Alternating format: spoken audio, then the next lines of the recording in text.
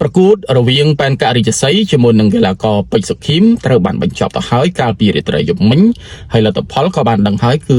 ប៉ែនការិជស័យបានឈ្នះពិន្ទុទៅលើកីឡាករពេជ្រសុខីមហើយក៏ក្លាយជាម្ចាស់ខ្សែក្រវ៉ាត់នៅកម្មវិធី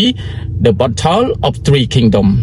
កម្មវិធីនេះពិតជាកក្រើកមែនទែនមុនជួបការប្រកួតអ្នកទាំងពីរគឺមានការវេកញែកមានការទីនិងស្ទង់មតិជាច្រើនបានកាត់សេចក្តីទៅលើការប្រកួតគឺពិតជាកក្រើកប៉ុន្តែការប្រកួតរបស់អ្នកទាំងពីរគឺកក្រើកមែនបាទគឺការប្រកួតគឺពិតជាស្វិតស្វាញល្អ5ទឹកពេញទាំងម្ដងប៉ុន្តែអ្វីដែលសំខាន់យើងឃើញថាការប្រកួតនេះសមកីឡាករ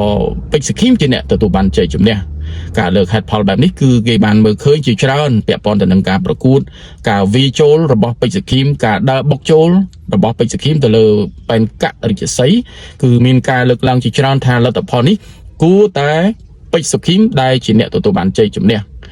ក្រោយការចប់គឺមានការវេញែកជាច្រើនមានការផុសនៅក្នុងបណ្ដាញជាច្រើនថាការដាក់ពិន្ទុរបស់ចៅក្រមទាំង5គឺមិនសុក្រិតយុត្តិធម៌នោះទេហើយលើកឡើងជាច្រើនបានពាក់ព័ន្ធទៅនឹងការវេញែករហូតទៅដល់ការរិះគន់ដល់